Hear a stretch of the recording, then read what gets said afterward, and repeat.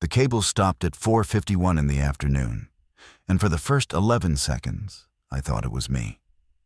I want to be honest about that, because it's the kind of thing you carry afterward. My whole job was the line. I'd spent 6 years certifying tower bearings and grip assemblies for the Telerain aerial tramway. And when a cabin halts mid-span, the first reflex of a man like me is guilt. I assumed I'd missed something on the morning inspection.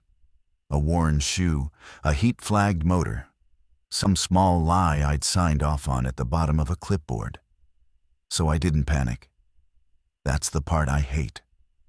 While the cabin swung on its arrested hanger, 90 feet above a slope of black spruce, I was already running maintenance logs in my head, annoyed, professional, certain this was a fixable thing. There were 5 of us in cabin 12. I knew 2 by sight. Renata Voss, the line's operations supervisor, who'd ridden up to check the Summit Cafe's till and was now standing with her hand flat against the door glass, like she could feel the cable through it. She had a voice that never rose, even when it should have. The kind of calm that comes from managing emergencies you've decided not to be afraid of. Then there was Petrov, one of the lift operators, off shift, still in his red company jacket, headphones around his neck. He was 19 and built like a question mark, and he laughed before anything was funny. The other 3 were strangers. A father and his son, Marcus, maybe 40, broad, a hiking pack between his boots, and the boy, Eli, 8 or 9, kneeling on the bench with his nose against the downhill window. And a woman alone, near the back corner, gray scarf, a doctor's stillness to her, who introduced herself only later, and only when it mattered, Sona. "Windhold?" Renata asked me. She knew my face from the maintenance shed. "No wind," I said. There wasn't. That was the first wrong thing.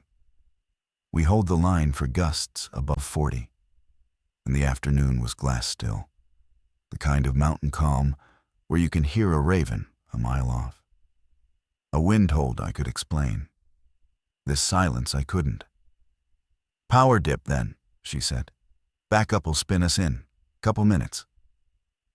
I nodded because she needed me to, but I was watching the haul rope, and the haul rope wasn't moving. And the backup drive should have caught us inside 30 seconds. It didn't. The cabin settled into the long, sick pendulum swing that you only ever feel when the whole system has given up at once. Eli said, "Dad, why'd it stop?" "Just resting," Marcus said. "Big machine gets tired." The boy accepted it. I envied him that. I pulled out my phone, not to call anyone yet, just to check the time and tell myself a story about how short this would be. 4:53, no signal bars. We lose service in the saddle between towers 4 and 5, so that was normal.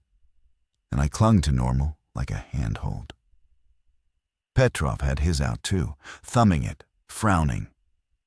"My feed froze," he said, "like everybody's froze." "Saddle," I told him. "Dead zone." "Nah." He turned the screen around like I could read it from across the cabin. It loaded weird and then stopped. There's a video. People running at the base lodge. Petrov. "I'm just saying what it shows."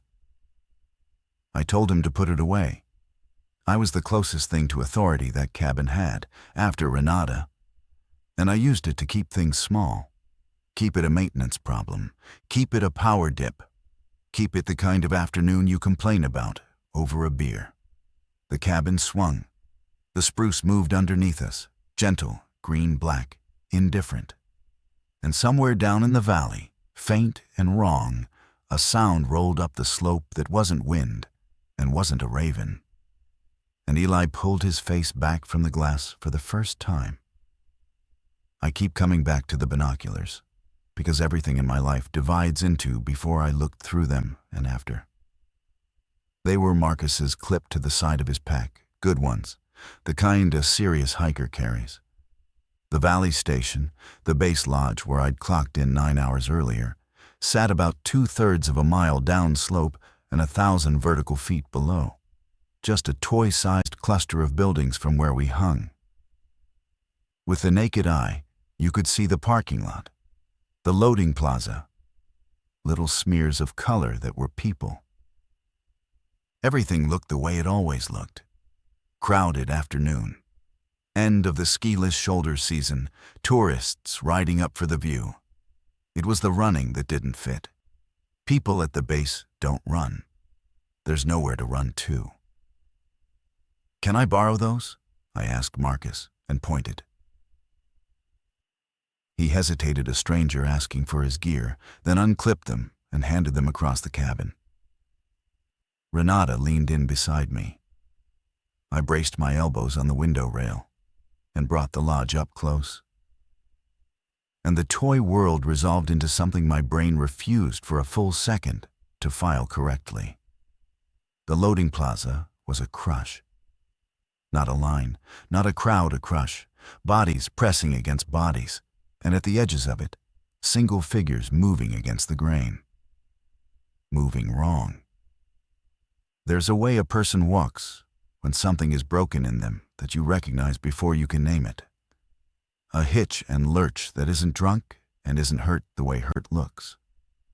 One of them had a woman by the shoulder. She was trying to get away and not getting away. And then she stopped trying and went still. And a second later, she stood up and started moving with the same broken hitch. I lowered the binoculars. "What?" Renata said. Not a question, a demand. "I don't know." "That's not an answer I take." "Then I don't have one you'll like." I handed her the glasses. I watched her face while she looked. And I watched the exact moment her operational calm met something it had no procedure for. Her jaw worked once. She didn't gasp. She just lowered the binoculars slowly and looked at the loading plaza with her own eyes, the smear of it, and said very quietly so the boy wouldn't hear, "We do not say anything about this yet." Marcus heard the tone. "Say anything about what?" "There's a situation at the base," Renata said, turning, smoothing it into something corporate. "Crowd control issue. We'll stay put. Safest place to be is up here, off the ground." It was true, and it was a lie at the same time. We were off the ground. That was about to become the only good thing and the worst thing at once. Petrov got the binoculars next, because he asked, and I was too rattled to refuse. And the laugh that lived in him died right there in cabin 12, and as far as I know, never came back. "That's the thing from the video," he said. "That's the running thing. They're at the lodge. They're at our lodge." "Quiet," Renata said.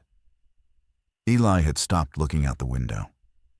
He was looking at us, at the adults, reading the room the way kids do, faster than we ever give them credit for.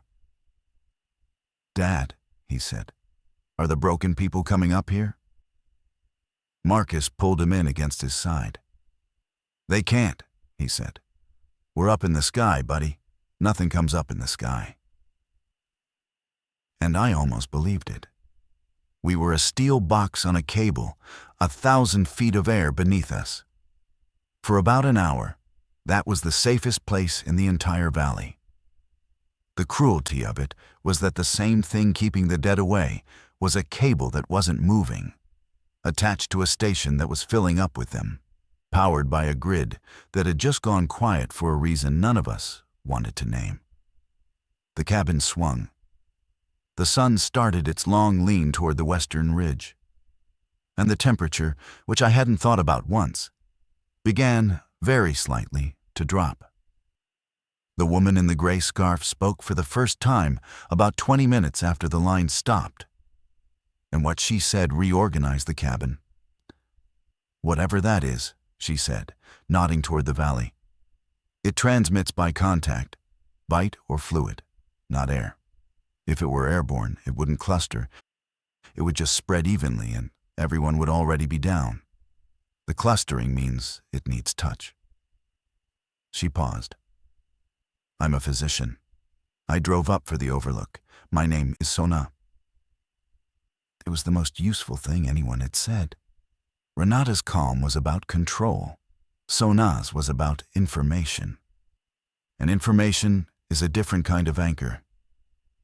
I introduced myself properly, then told them my name. Told them I worked the line. Told them I knew this machine better than anyone in the cabin, and probably better than anyone left alive at the base. I said it to be useful. I also said it because I needed it to be true. Because being the man who understood the cable was the only role I had that meant anything up there. So, tell us about the machine, Renata said. Worst case. How do we get down?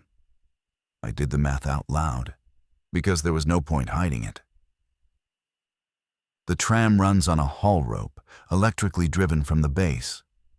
No base power, no movement. There was a diesel backup at the base station, there always is, and it should have engaged automatically. It hadn't, which meant either it failed or someone fled before starting it, or it started and then stopped. Manual evacuation was possible. Each cabin carries a self-rescue kit, a descent device that lets you rappel from the cabin to the ground on a rope, standard for stranded passengers.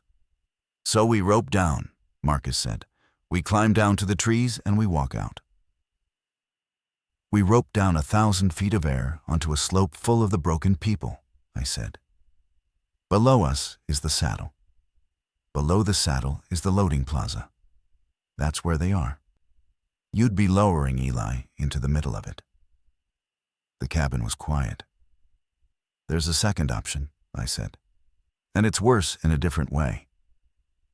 I explained the emergency descent brake. Every grip cabin has a mechanism, a controlled release system, designed so that, in a total power failure, a trained operator can disengage the cabin grip from the haul rope and let it travel along the track rope under gravity.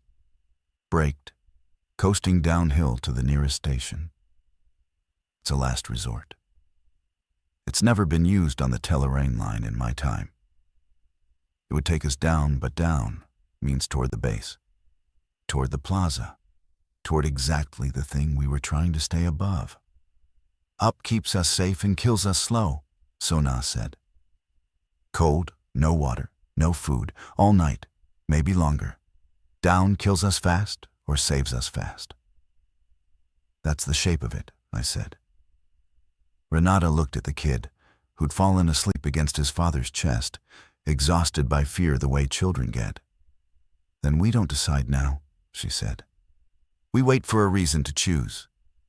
We wait to see if anyone restores power, or if the base clears, or if help comes. It was the right call, and I agreed with it, and it was also the call that nearly killed us. Because while we waited for a reason to choose, the mountain was making the choice for us. One cooling degree and one stressed bearing at a time, and none of us were listening to the only thing that mattered, which was the faint, irregular groan of Tower 5, half a mile uphill. Taking the full dead weight of a stalled line, it was never designed to hold in stillness. Night came up the valley like water filling a basin. I'd watched 100 sunsets from this line and never once been afraid of one. Now I watched the shadow of the western ridge climb the opposite slope, swallow the spruce, swallow the saddle, and reach for us. And I understood for the first time that darkness has a temperature. The cabin had been comfortable at 4 in the afternoon. By 7 it was cold enough that Eli's teeth chattered when he woke. And Marcus had taken off his own jacket and zipped the boy into it like a sleeping bag. We took inventory because Sona insisted, and because inventory is something you can do with your hands when your mind wants to come apart. The total was humbling. Marcus's pack held the most. 2 liters of water, a sleeve of energy bars, a fleece, a headlamp, a folding knife, the binoculars. Petrov had half a bottle of soda and a phone at 30%. Renata had a company radio that received only static and a keychain flashlight. Sona had a small medical kit and a clear, frightening understanding of how long a human body lasts without water. I had my tools, a harness, a descent device from the cabin's rescue kit, 2 carabiners, a multi-tool, and the knowledge of the machine.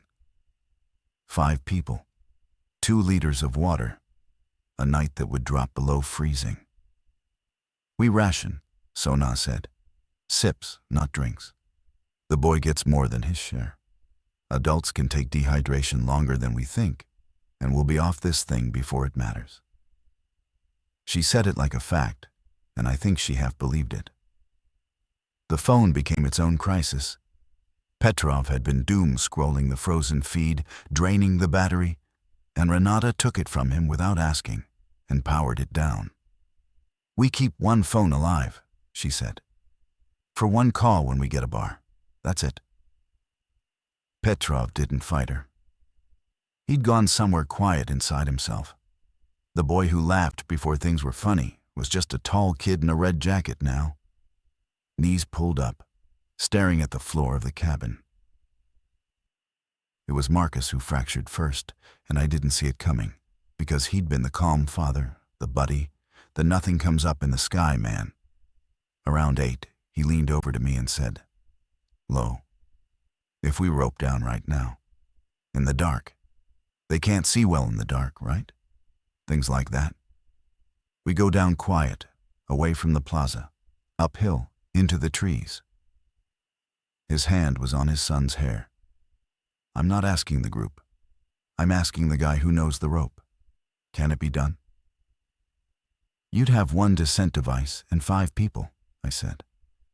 "And the device is rated for controlled rappel, not for lowering a sleeping kid in the dark down a moving slope onto ground you can't see. And the rope's 110 feet. We're at 90 over the trees here, but the slope drops away under the next span you're 200 feet up. You'd have to do it from exactly here, and exactly here is above the saddle, and the saddle is where they collect. So it can't be done." "It can be done badly," I said.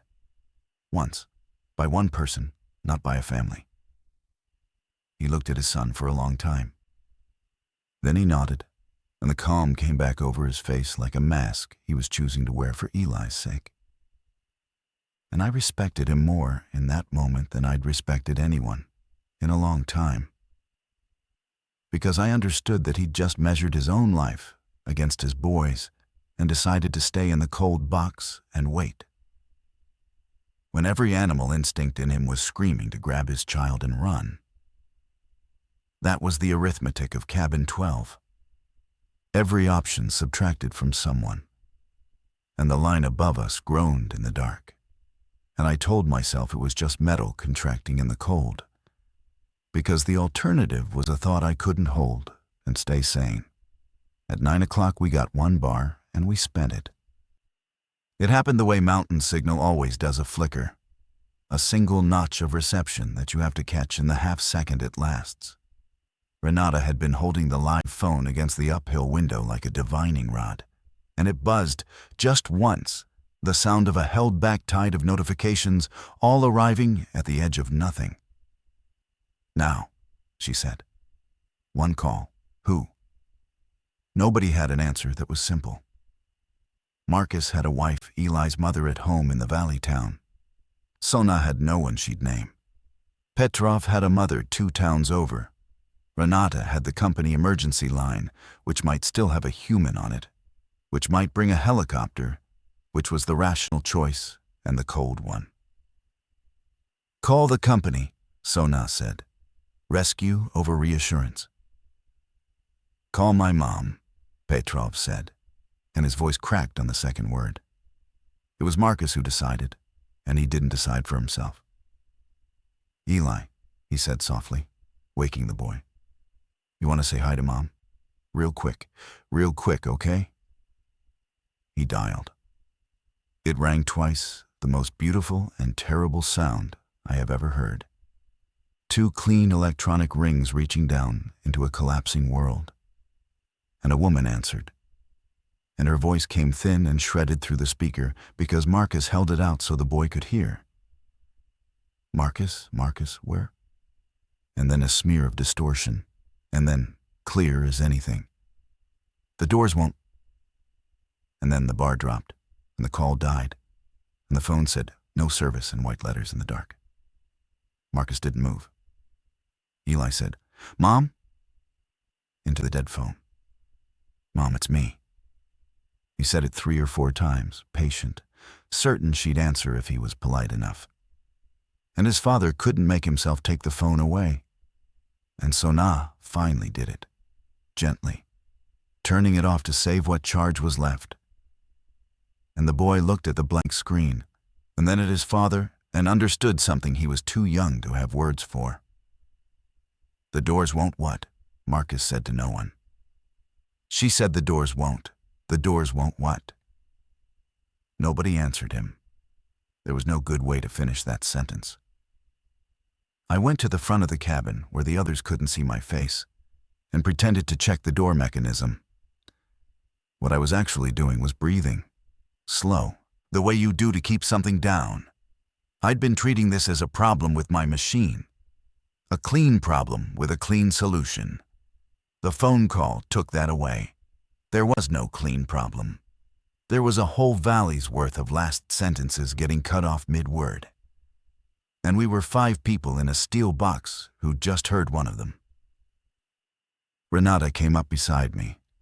She didn't say anything for a while. Then, how long can that tower hold us, really? Honestly, off the record. I'd thought she hadn't heard the groaning. She'd heard all of it. "Towers are built for the line in motion," I said. "Cabins passing through, distributing load, never sitting still in one place at full weight. We've got 8 cabins stalled on this section. All that dead weight, all of it static, all of it pulling down on bearings that are built to roll, not to hold." I looked at her. "I don't know. That's the honest answer. It's holding. I don't know how long it holds." "Then we're not waiting for a reason to go down," she said. "We're waiting to see what fails first. The cold, the water, or the tower." "Yes." She nodded, like I'd confirmed a schedule. Then she went back and sat with the boy and told him, in her never-rising voice, a long, pointless story about a dog she'd had as a girl. And he listened, and for a little while, the cabin was just a cabin, and the dark outside was just the dark. The first one reached the saddle a little after midnight. I saw it because I couldn't sleep, and I'd taken the binoculars to the downhill window, scanning out of a compulsion I couldn't name. The moon was up, 3/4, and the snow patches in the saddle gave back enough light to see by. And there, at the lower edge of the saddle where the maintenance trail switchbacks up from the plaza, something was climbing, not climbing like a person climbs. Climbing like water finds a low channel without intention, without rest, just upward pressure. 1 figure, then behind it 3 more, then a loose scatter I stopped counting. They came up the trail, because the trail was the path of least resistance. And the trail led to the lower towers, and the lower towers were strung with cabins, and the cabins were full of warm, breathing, sound-making people. "Sona," I said quietly. She was awake. I think she'd been awake the whole time. "They're coming up the trail." She came to the glass. We watched together. The lead figure reached the base of tower 3/4 mile downhill, the lowest cabin on our section, and stopped. It stood at the foot of the tower and looked up. Even from that distance, even in moonlight, I could see the wrongness of the way it held its head. Tipped back, fixed on the dark shape of cabin 9 hanging above it. "It can't get up there," I said. "There's no ladder a person could climb without training. The maintenance rungs start 15 feet up. They can't—" "They don't get tired," Sona said. "They don't get bored. They don't fall and decide to stop. A thing that doesn't stop only needs to find one way up, once. She watched the gathering figures, her physician's calm thinner now. How sound-sensitive are they? The clustering at the plaza was around noise the crowd. Do they hunt sound, or movement, or heat? I don't know. I fix cables. Then we find out carefully, she said, because if it's sound, every word we say is a flare. We told the others at first light, when Eli woke. We had to. Renata took it the way she took everything, as data to be managed. Petrov went to the downhill window and looked and came back gray. Marcus looked once at the figures clustered now at the foot of Tower 3, a dozen of them, 24, more arriving up the trail in the gray dawn. And then he looked at his son. And I watched the last of his nothing comes up in the sky certainty die. You said they can't climb, he said to me. I said the rungs start high. That's not the same as can't. No, I admitted. It isn't. Eli was at the window now, and we let him look, because there was no point pretending anymore. He studied the crowd at the lower tower with a child's terrible directness. Then he turned around and said the thing that none of us had let ourselves say, the thing that cut straight through every adult calculation in that cabin. They're not trying to get to us, he said. They're just standing under the closest one. When they figure out we're up the hill, they'll come stand under us. He was right. They were learning the shape of the problem. And we, the adults, with all our arithmetic and our inventory and our one spent phone call, had just been taught it by a 9-year-old. The day got worse in the slow, grinding way that's harder than sudden terror because there's nothing to do with your hands. By mid-morning, the cluster had migrated. Eli had called it exactly. Some pressure, some logic we couldn't see, drew them off Tower 3 and up the slope. And by noon, there was a loose, growing congregation in the spruce directly below us, under cabin 12. Under the saddle, 50 or 60 of them now, standing in the trees with their heads tipped back, fixed on us. They didn't make much noise. That was the worst part. They didn't moan or howl the way the stories say. They made a sound like a crowd at the bottom of a well, a low collective respiration. And every so often, one of them would press against a tree trunk and start working at it with a kind of mindless persistence. Not climbing, just pushing, testing the world for a way up. Marcus stopped letting Eli near the windows. We learned things because Sona made us learn. We learned they responded to sharp sound when Petrov dropped his soda bottle and it cracked against the cabin floor. The whole congregation below surged toward the noise, a ripple through the trees, and then settled when it stopped. After that, we whispered. We learned that they tracked movement when a cabin 3 spans down shifted in a gust. Every head below turned toward it. We learned, most importantly, that they could not yet get to us. The tower was steel. The cabin was steel. We hung in the air. As long as the line held, we were a fortress. As long as the line held. I'd taken to standing near the uphill window where the hall rope ran up to Tower 5 because I could hear it better there. The groaning had changed. It had been intermittent, a creak in the cold, silence, a creak. Now it had a rhythm to it, a slow, tortured cycle that matched the cabin's pendulum swing. And twice that afternoon, I heard something I'd never heard from a tower in my life. A sharp tick, metallic, the sound of stressed steel finding a new shape. I didn't tell them right away. I want that on the record too, alongside everything else. I held it for about an hour because I didn't have a solution to attach to the problem. And a problem without a solution is just terror you've handed to people who can't do anything with it. Renata caught me listening. She always caught me. It's getting louder, she said. Tower 5's bearing is failing, I said. There was no point dressing it. The static load. It's been holding the line and us and 7 other cabins, frozen, for almost 24 hours. It's not built for that. I've been hearing the housing deform. When a bearing like that goes, it doesn't ease off. It seizes or it shears. If it shears, the line drops. The line on this side of Tower 5 drops. We're on this side. I made myself say it. We'd fall to the track rope's lowest point. The cabin would slide. We'd come down the slope, uncontrolled, and stop wherever the slack stops us. Probably in the saddle. Probably in the middle of them. She absorbed it. How long? I genuinely don't know. Hours, a day. The next cold snap could do it. A gust could do it. That was when I understood what I'd been avoiding for 24 hours. We'd framed it as a choice, up or down, wait or go. But the up option was a lie. Staying wasn't safe, but slow.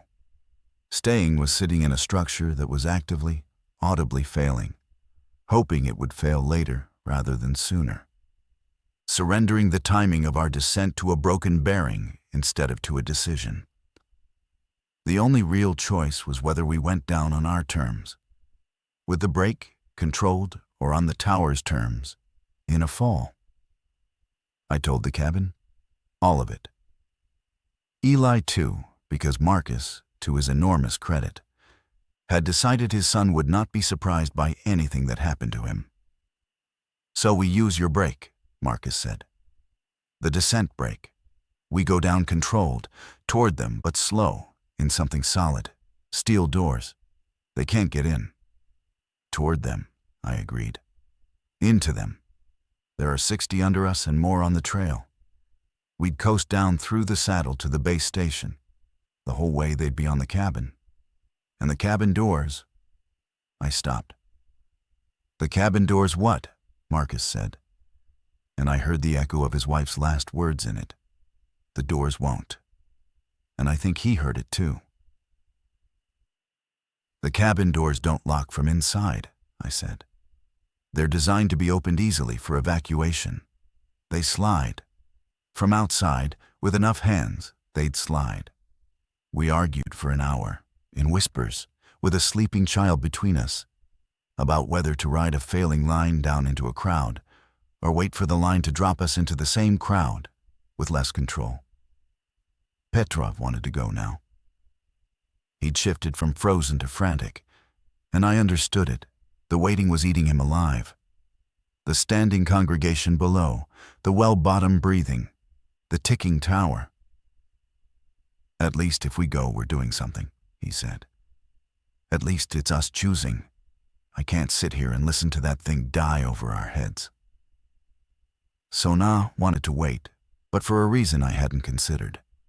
If we go down into them, we have to get from the cabin to a secure building at the base across open ground, through the crowd. 5 people, one of them a child, 1 descent device. We'd be torn apart before we crossed the plaza. The cabin is failing, yes, but a failing fortress still beats no fortress on open ground, in a crowd that responds to sound and movement. She looked at me. Unless the cabin can be made to take us all the way down. Inside, doors held. To the base station, and the base station has rooms that lock. Then we never touch the ground. That reframed it. Not down then run. Down and stay inside, all the way to a building. The brake coast could deliver us to the base station's upper platform, where the cabins dock. From the platform, an enclosed walkway led to the operations room. A real room, real door, real lock. If we could hold the cabin doors shut during the descent and get from cabin to walkway fast, we'd never set foot on open ground. Can the doors be held? Renata asked. I looked at the door mechanism I'd been pretending to inspect for a day. Maybe. There's a service pin, a maintenance lockout that pins the door in the closed position so techs don't get a slider opening on them mid-repair, One per door. I have the tools to set them. I worked it through. If I pin both doors, they can't slide. They'd have to break the glass, and the glass is laminated, rated for impact. It would hold for the descent. It wouldn't hold forever. How long is the descent? Controlled, on the brake, with that grade. I did the math I'd been doing in my head all day. 8 minutes, maybe 10. 8 minutes, Sona said. Inside a steel box, doors pinned while 60 of them hang off it. Down a slope with a failing brake I assume you've also never used. I've never used any of this, I said. None of it's ever been used. That's what last resort means. Marcus had been quiet. Now he spoke, and he spoke to me alone, the way he had the first night. You keep saying the brake's controlled release. So someone has to control it. The whole way down. Someone has to stand at the mechanism and work it while they're hanging off the doors. Yes. Inside or out? I hadn't wanted anyone to ask that. The release lever for the emergency descent brake is on the cabin's exterior grip housing. It has to be. It's part of the assembly that clamps to the rope. You reach it through a service hatch in the roof. You don't stand inside and pull a handle. You go up through the hatch, onto the top of the cabin, in the open, exposed, and you ride the descent up there, working the brake by hand the whole way down, while the cabin fills with the sound of 60 bodies, and you are the one warm moving thing on top of a steel box, coasting into all of them. Outside, I said. On the roof. One person, the whole way down. The cabin was very quiet. The tower ticked. Below us, the well bottom breathing rose and fell. It's my machine, I said, before anyone could volunteer or argue or look at me with that particular pity. I'm the only one who can work the brake without killing us. It's not a brave thing. It's just the only arrangement that has math behind it. We didn't go that day. We almost did. And then the mountain blinked. And it bought us a night we used badly. What happened was the brief, cruel return of hope. At around 4 in the afternoon, exactly 24 hours after the line stopped, the cabin lights flickered. Just once. The dead control panel woke for 3 seconds, ran a self-test, and died again. But it was enough to make Petrov shout, which made the congregation below surge, which made us all freeze. The grid had tried to come back. Somewhere, some failsafe or some surviving worker had thrown a switch, and the system had drawn a single breath before failing again. That's the base backup, I whispered, when the surge below settled. Diesel, it cycled. If it catches and holds, the line could run. We could ride up to the summit station, away from them, properly safe. The summit's a clean building, defensible, no trail access from the valley. Up. After all this, the answer might be up after all. So we waited for the diesel to catch. We watched the dead panel for another flicker. And in that waiting, the worst kind of waiting, the kind built on a thread of hope, we let the night come, and we let the cold deepen, and we let Eli's lips go pale, and we rationed the last of the water down to a swallow each. And the diesel never caught again. Whatever cycled it the first time didn't have the strength to do it twice. We'd traded our best window, descending in daylight, when at least I could see the rope, see the brake, see the slope for a night spent staring at a panel that stayed dark. I've thought about that decision more than any other. We chose hope over the plan, and hope cost us the daylight. I don't fully blame us. I'd defy anyone to watch those lights flicker, to feel that single breath of the system trying to live and not wait for it. But I learned something about myself up there that I don't love. That I'll abandon a good plan for a slim chance to avoid the hard thing every time, until the chance is gone, and the hard thing is harder. By midnight, the cold was dangerous. Sona checked Eli and didn't like what she found sluggish. Too quiet. The early edges of hypothermia in a small body. "We can't wait for daylight," she said. "He won't do well in another night this cold, and he definitely won't do well in a third. The longer we wait, the weaker we all are for the descent. The math you keep talking about, it's getting worse every hour, not better. The tower, the cold, the water, the boy. All of it points down, and all of it points soon." And the tower agreed with her. At midnight, there was a sound from Tower 5, unlike any I'd heard. Not a tick, not a groan, but a long metallic shriek. 3 seconds of it that rolled down the line and through the grip housing and into the soles of my feet. The cabin dropped 4 inches all at once and stopped and swung hard. And below us, the congregation went wild at the motion, a surge of well-bottom breathing rising into something almost like a roar. I got up and went to the roof hatch and started laying out my harness in the dark. "We go at first light," I said. "Not before I have to see the rope to work the brake. I won't take us down blind. But the second there's gray in the sky, we go. Pack everything. Sona, you carry Eli. Renata, you're on the downhill door. Petrov, the uphill. You hold them, you brace them. You do not let them slide, no matter what's on the other side. Marcus," I looked at him, "you're my backup on the roof. If I go down, you take the brake.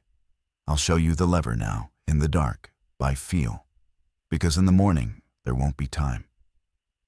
Nobody argued. The tower had ended the argument for us. First light came the color of dishwater, and I went up through the hatch into the cold and the open and the worst 8 minutes of my life. I want to describe what it was like on top of that cabin, because no one who hasn't done it can imagine it, and I'd rather they never have to. The roof was a curved steel shell, slick with frost, maybe 6 feet by 8, with the grip housing rising up at the uphill end where the cabin clamped to the rope. I clipped my harness to the maintenance anchor, the one safe point, and crouched at the housing with the multi-tool and the cold biting through my gloves. And below me, through the steel, I could feel the congregation feel me. The motion of my body, transmitted down through the cabin, set them off. The breathing rose. The trees moved as they shifted and pressed. I briefed it as well as I could. Marcus crouched in the hatch behind me, head and shoulders out, my backup, white-faced, holding the second tool. Below, in the cabin, Renata and Petrov stood braced against the 2 doors I'd pinned at 3 in the morning. Both service pins set, doors locked closed. Sona sat on the floor with Eli wrapped against her, his face hidden, because she'd decided he would not watch this, and I think she was right.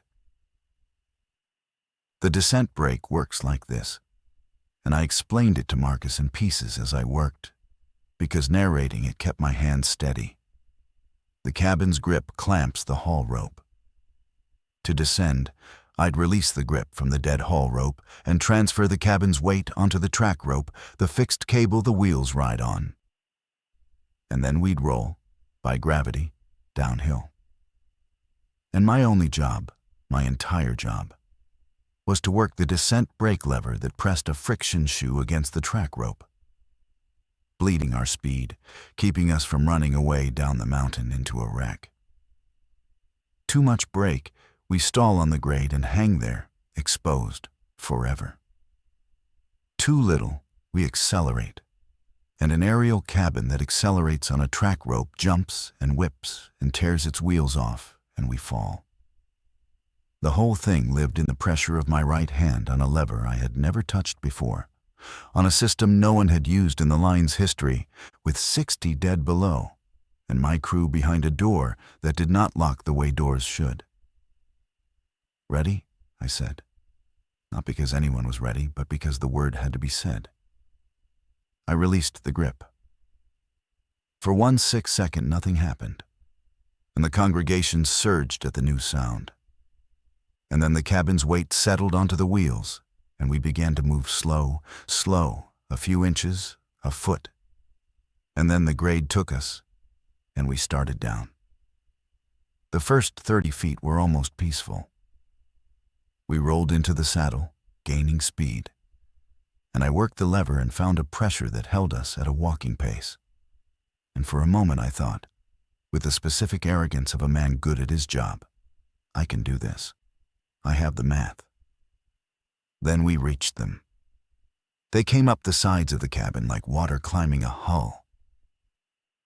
I'd thought of it as coasting through a crowd, the way you push through people on a platform.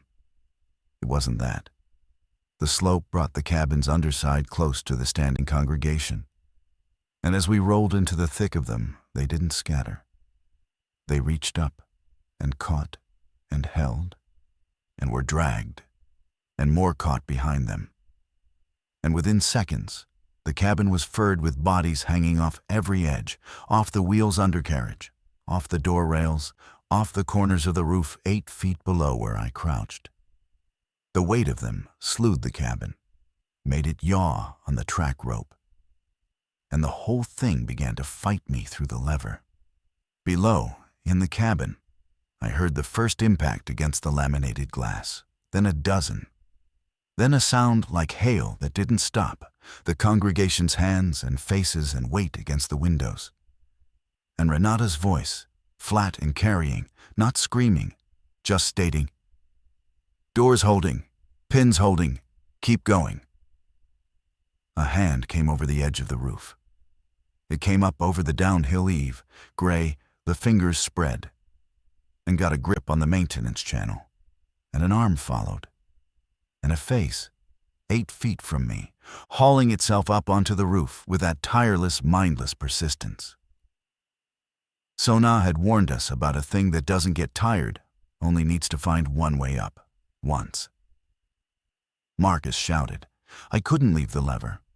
If I let go of the brake to deal with it, we'd accelerate and die. If I didn't, it would reach me, and the brake would die with me. Marcus made the choice I couldn't. He came up out of the hatch all the way, onto the frosted roof, no harness, nothing clipped. And he put his boot against the thing's shoulder and shoved. And it went off the edge into the others, and he scrambled back toward the hatch, and the cabin yawed, hard, on a fresh surge of weight, and his boots went out from under him on the frost. I had one hand on the brake lever and one hand free. I caught his jacket. I don't know how. For a second I had him, his weight and the lever both in my 2 hands, and the slope pouring us downhill into the thick of them, and the cabin screaming. And I understood with perfect clarity that I could not hold both. The lever needed 200 pounds of steady pressure or we'd run away. Marcus needed everything I had. "The brake," he said. He wasn't panicking. He'd gone where Renata lived, that flat, clear place. "Hold the brake. Eli's down there. Hold the brake." "Marcus, hold it." I held the brake. I want to be precise about what happened, because I've lied to myself about it in 40 different ways since, and I'm done with that. I didn't let go of him. The yaw did. A second surge of weight slammed the cabin sideways, and his jacket tore out of my fist, and he went off the downhill edge. And I kept my right hand on the lever. And we kept descending at a walking pace, controlled, perfect, exactly the way I'd planned. And the only thing that had changed was that there were 4 of us now instead of 5. And the math, my beautiful math, had worked. The last 2 minutes, I don't remember choosing anything. I just remember the lever and the gray light and Renata's voice from below, counting our progress like a countdown to a launch. Halfway. Impact, impact, the hail of hands. Tower 2, we're past Tower 2. A long screech as the wheels jumped, and I bled the brake and caught us. "Petrov, brace, brace." And then Petrov's voice for the first time in hours, high and cracking, but holding. "It's holding. The glass is holding. I've got it. I've got it." I didn't tell them about Marcus. There was no way to and keep us alive. I just worked the lever and watched the base station grow from a toy into a building, into a real thing with a real docking platform. And I lined us up that part I could do in my sleep. Docking a cabin, the one motion of this entire nightmare that was actually my job. And I rode the brake down to a crawl and brought cabin 12 into the dock at a speed slow enough that the impact was almost gentle. We stopped. The congregation that had ridden us down was still on the cabin, but the dock platform was elevated, enclosed on 3 sides, and the ones that had clung on were already losing their grip on the smooth steel, dropping off, milling. The enclosed walkway to the operations room was 30 feet away. The door at the end of it was the kind that locked. "Now," I said into the hatch. "Pull the downhill pin, Renata. Downhill door only. You've got a clear eave on the platform side. Go, go. Run for the walkway. I'm coming down." I heard the pin pull, the door slide. Sona's voice. "I have him. I have Eli. Go." And 4 sets of footsteps. No, 3 sets, and Sona carrying the boy, running down the enclosed walkway. And I came down through the hatch into the empty cabin and out the door behind them, and we made the operations room. And Renata threw the bolt, and we stood in a locked steel room that smelled of cold coffee and machine oil. And we were, all of us who were left, alive. Eli looked around the room. Then he looked at the door. Then he looked at me, and at the empty space where his father should have been. And he didn't scream, and he didn't cry, not yet. He just said, in a small, flat voice that I will hear for the rest of my life, "Where's my dad?" Nobody answered. "He went off the roof," I said, because the boy had earned the truth from the start, and I wasn't going to lie to him now. "He pushed one of them off me, off the brake, so we could keep going down, so you could get here." I crouched to his level. "He held the brake when I couldn't. That's what saved us. That's what saved you." It wasn't a comfort. There is no comfort. But it was true. And Sona had taught me, somewhere over the last 2 days, that true is the only thing you can give someone that they can keep. Eli put his face against Sona's shoulder and made a sound I'd never heard a child make. And Renata stood at the door with her hand still on the bolt, and Petrov slid down the wall to the floor. And I sat in a chair in front of a dead control panel in a building full of the dead, and listened to the hail of hands start up again, faint, against the operations room window. The operations room held us for 2 days while I learned the difference between a plan that works and a plan that's worth what it cost.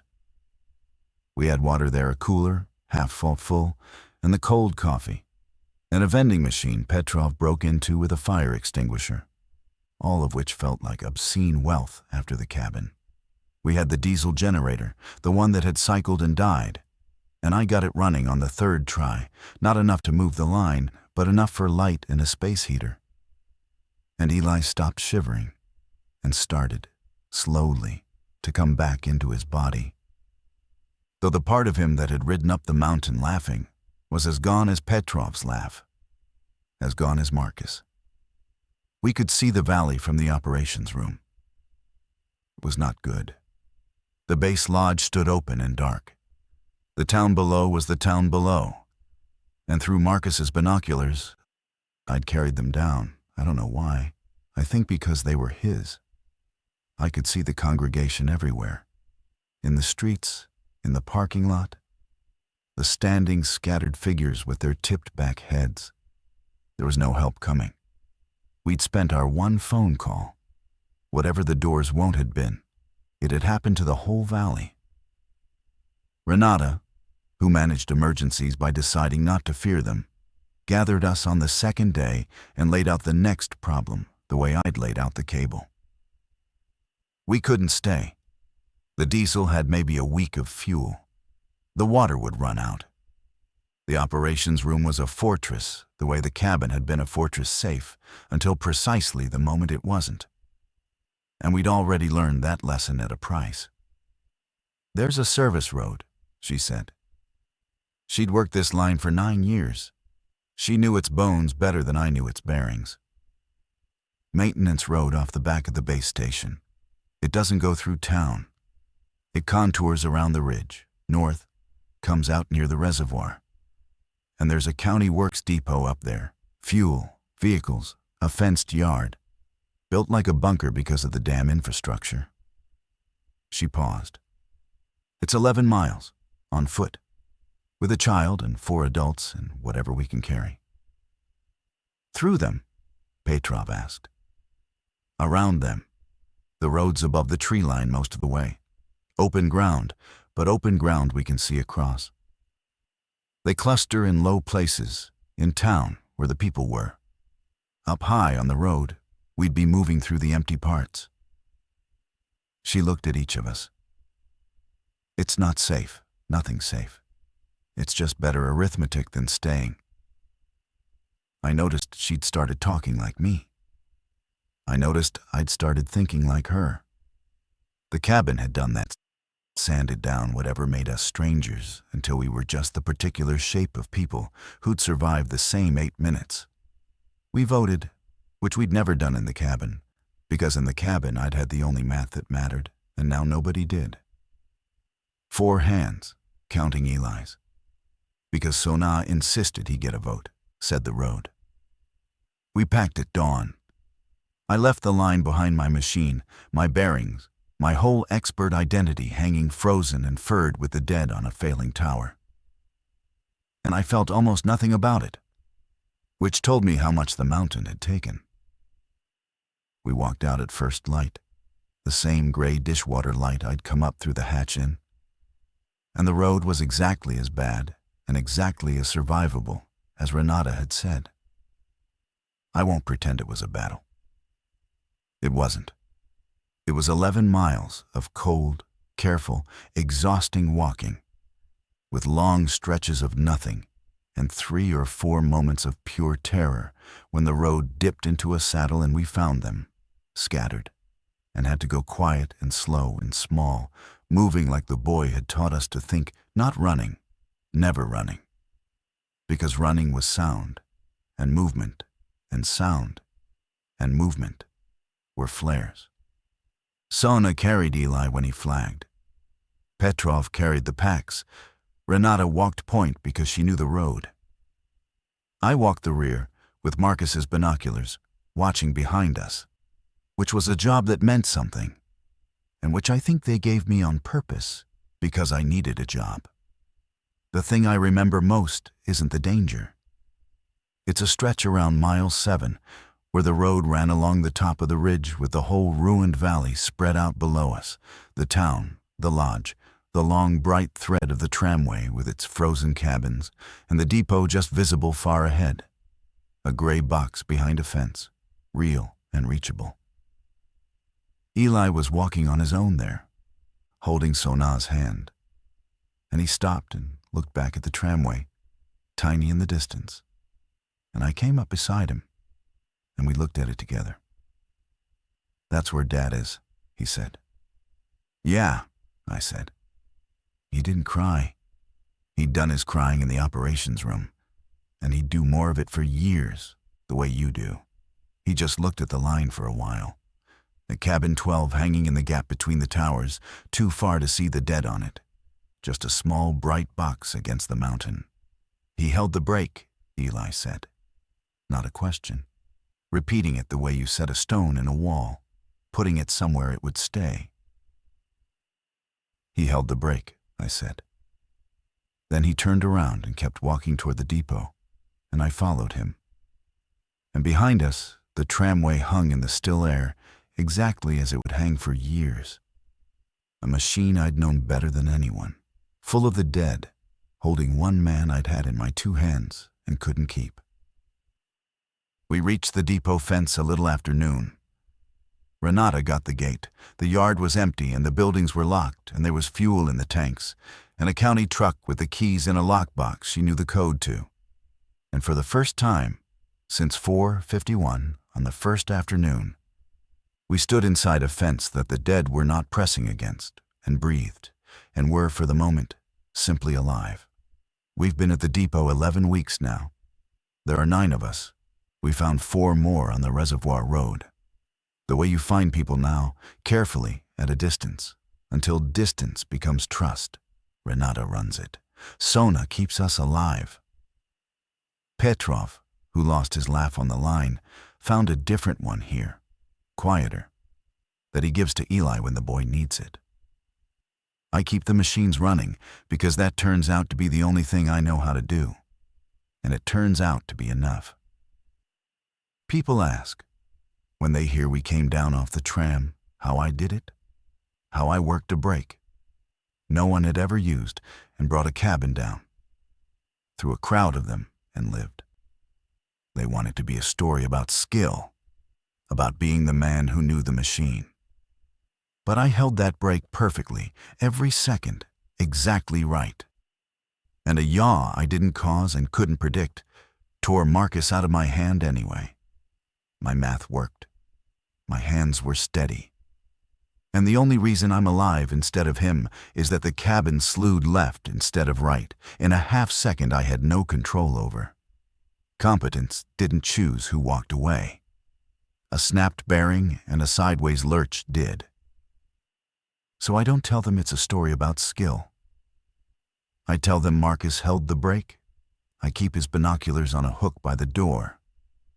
And every morning, I walk the fence and check the machines and stay grateful in the specific, weightless way of a man who knows exactly how little his being good at his job had to do with him being here at all.